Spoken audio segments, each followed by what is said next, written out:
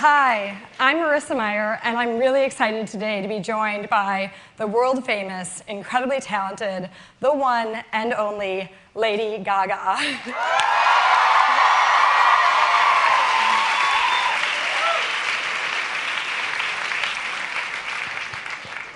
At Google, we've seen Gaga build her career by embracing technology, including some Google tools, as well as constantly innovating for her fans. And we're going to get a glimpse behind the scenes to see how some of that innovation works today.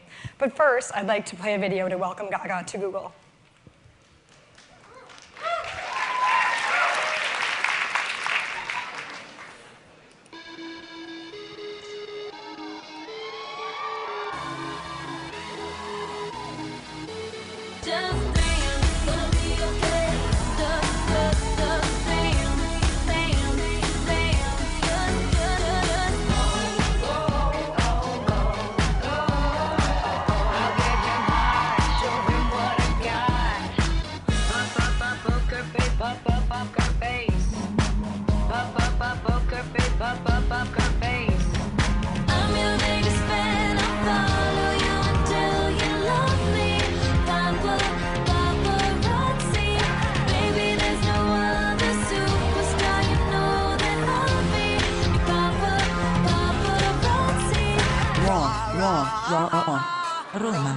Roma あなたの悪い恋愛をしたい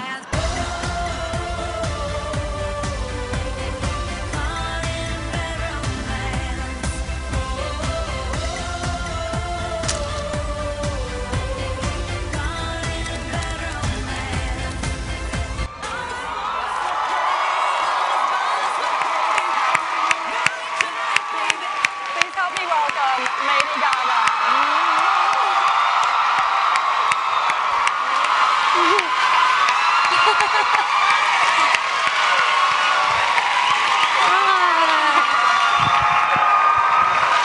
Hi, everyone. Oh my gosh. Welcome to Google. Thank you. The Google chairs are a little high. Thank you so much for coming. I'm just going to put my purse right here. I love you too. Hi, everyone.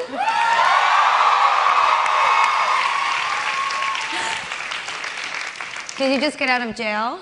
Yeah. Me too.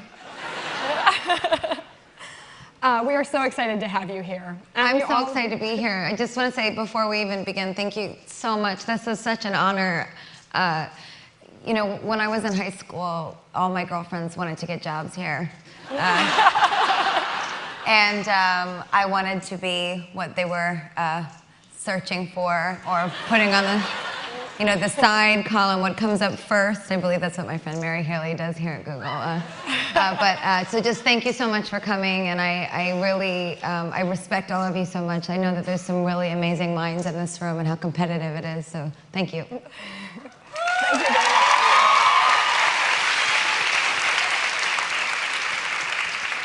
And speaking of searches, you are among one of the most searched people in the world. You've been on the top of our 2009 and 2010 fastest rising searches. We made a portrait here of you, taking the millions of searches that have come in for Lady Gaga. It's really beautiful. And making portraits. So, you know, obviously you've been a huge search star, also a huge YouTube star. Bad Romance, it has 360 million views, just that one video. Thank you. Right? And you're the queen of the download. You're actually the most downloaded artist in history, with more than 20 million singles downloaded. Thank you so much. Just amazing. Thank you. All of which brings us to today. So last week, you opened up a moderator page on your YouTube channel, and you got questions from your fans. 54,000 questions, and more than 250,000 votes in just 3.5 days. We have questions that are both in text and video. I have about the top 20 questions here. We're going to go through those and then also do some questions. I'm wearing the same dress. Branding.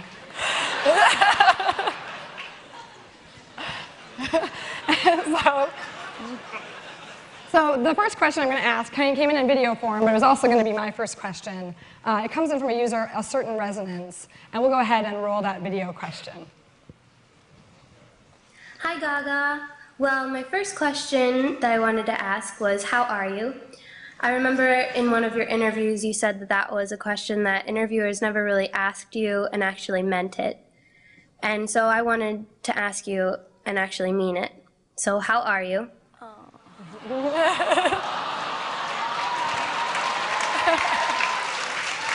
Well, I am absolutely wonderful and a little bit choked up because that is why I am still here and why I work so hard. It's because I really am very blessed to have fans with such a beautiful spirit. And I'm sure you can see just from that one video very much what a lot of my day is like. I do spend a lot of time on Google looking for fan videos and messages, and I'm doing wonderful today.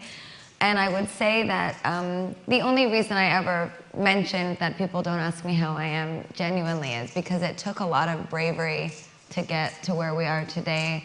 A lot of people see glasses and shoulder pads and crazy outfits, and over the years it was very difficult to do interviews because that's all people would talk about. So I guess what I would say is I'm doing wonderful now because of how brave that all my fans have made me. So thank you for making me brave, and I hope I can make you brave.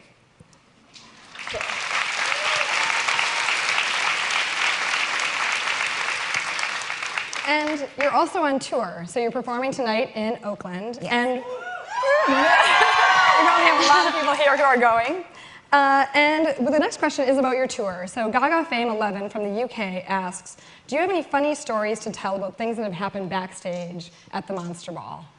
There are lots of funny things that happen backstage at the Monster Ball. I don't like surprises, and I don't like pranks. I'm sure you can maybe tell that just from but I don't like pranks. But I actually, with me, have brought all my friends from New York City on tour with me. So I have had very few, I should say, famous acts opening. It's been mostly really underground bands and DJs that I've known since I was 18 years old. So there's a lot of backstage shenanigans. Very often they make jokes about my diet because they know I have to stay fit for music videos, so they'll leave like mounds of cheeseburgers and stuff in my dressing room. It's really awful. Vicious, vicious. So going back to before the cheeseburgers, where you got your start, one of your fans, Mystical Maddie from California, asks, where were you the first time you heard one of your songs on the radio? I was in Canada. And I'll never forget it.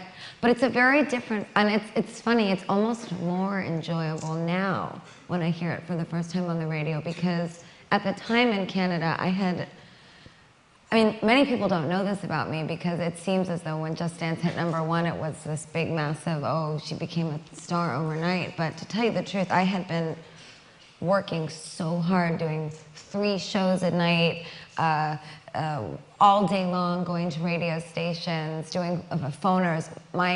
The reason we're here at Google today is because the original campaign for my music and my project began with online and media-based advertisements. So that's really where I began. So I remember I was in Canada and I was really tired and I was about to go on stage at this outdoor performance. I actually think it was in Winnipeg, which is where Maria Aragon is from the video. And I remember I heard it and I started crying, and my tour manager David said, "How does it feel?" And I said, "It's about damn time." And so now when it comes on, it's a little bit more of a gracious, humbling moment. So in terms of other special moments, Song Adelaide from Sheffield, England asks, when exactly was the moment in your career when you realized you were going to be an international superstar? I still don't feel like one. How's that possible? I just don't. I know that sounds very silly, but even this morning I was getting ready to tweet that I was coming here today, and I got like 50 freaking emails like, "Don't tweet it, they don't want anyone to know."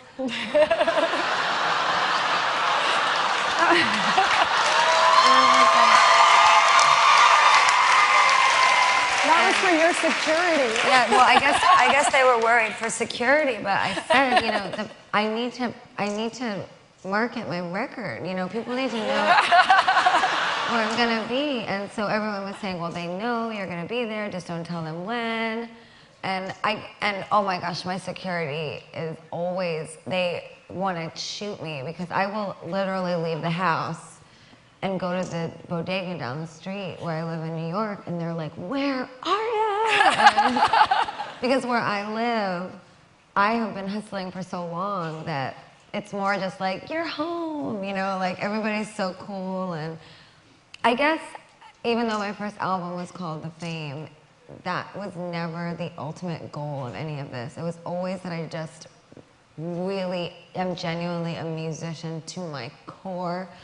And a lot of people don't know that about me, but I write every lyric, every melody. I'm in there with the producers, whipping them to make the new future of music. And that is why I'm here. I'm not here to be a superstar. But, so yes and no. I never, ever, there was never a day when I woke up and said I'm a superstar. I'm still waiting for that to happen.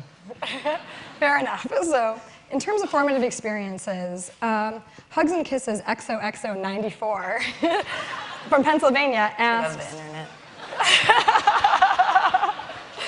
You said that in school a lot of people bullied you and didn't like you. Now that you're famous, have any of them tried to quote-unquote apologize and become friends?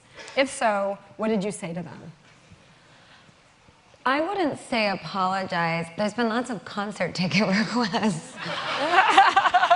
And I think one of the most awkward things that anyone ever said to me was, well, my, how the tables have turned. But to be honest, I don't have that kind of vengeful spirit in myself, and I never did. It was just more that, you know, and I say this with so much, you know, genuineness from my heart, is that bullying really stays with you your whole life, and it really, really never goes away. And I know you're using words like superstar and most Googled and billions of YouTube videos, but I was never the winner. I was always the loser, and that still stays with me. And do I want to stick it to anybody? No. I just want to make music. So, yeah.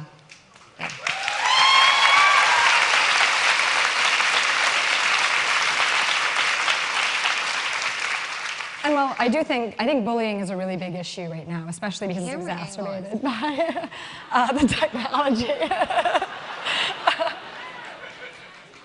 So I'm listening. And so I imagine that Born This Way is a little bit about being yourself and how to overcome bullies. And I don't know if you want to talk a little bit. A little bit. Yes. What's so funny when I put that song out, because everybody was like, oh, the lyrics are so literal. And I'm like, yeah. When you get bullied, you kind of try to, there's almost this like emotional poetry that you go through in high school. Oh, well, someday, and you just kind of try to hide from it and be the bigger person. But Born This Way is about saying, this is who I am. This is who the fuck I am. You know, and there's, I mean, the next single, Judas, is like this very classic Gaga record, but more importantly, the song Born This Way is this like gateway drug for the album, and really trying to say in the most literal and honest way that I can that when I go to the Monster Ball